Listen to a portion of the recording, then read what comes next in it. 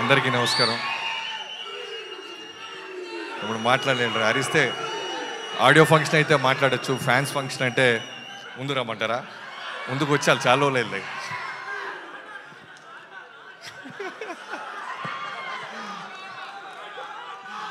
So అందరికీ నమస్కారం. ముందుగా ఫ్యాన్స్ అందరి తరపు నుంచి రామ్ చరణ్ గారికి పుట్టినరోజు శుభాకాంక్షలు.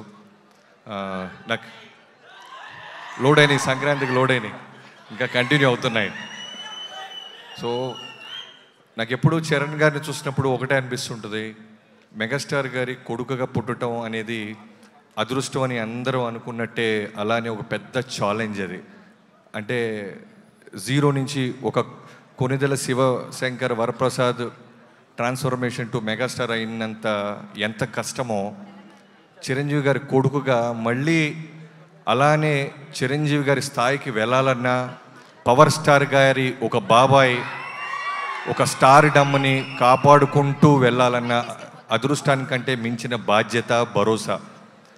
సో విపరీతమైన ఎక్స్పెక్టేషన్స్లో చిరుత దగ్గర నుంచి మొదలెడితే ఎంతోమంది ఫ్యాన్స్ అందరూ ఆనందపడ్డారు, మిగతా వాళ్ళందరూ కామెంట్ చేశారు, ఎక్కడో బాంబేలో ఉన్నోళ్ళు కొంచెం నెగిటివ్గా ట్వీట్స్ చేశారు, నెగిటివ్గా రాశారు. ఓపిక్గా కొడితే గ్లోబల్ ఊగిపోయేలాగా కొట్టిన రామ్ చరణ్ గారికి, నిదానంగా నెమ్మదిగా ఉంటూ చిరంజీవి గారిలాగా వాళ్ళ బాబాయ్ పవర్ స్టార్ గారిలాగా ఓన్లీ పనితోనే సమాధానం చెప్తూ ఇవాళ రోజున చిరంజీవి గారి ఫ్యాన్స్ అందరికీ, పవర్ స్టార్ గారి ఫ్యాన్స్ అందరికీ నేనున్నానంటూ కంటిన్యూ చేస్తున్న దానికి నిజంగా చాలా చాలా great. So thank you so much. ఇక్కడికి వచ్చినందుకు, నన్ను పిలిచినందుకు చిరంజీవి గారి ఫ్యాన్స్ అందరికీ థ్యాంక్ యూ. పేరు పేరున హ్యాపీ బర్త్డే చరణ్ గారు. Thank you. Thank you Bobby sir, thank you.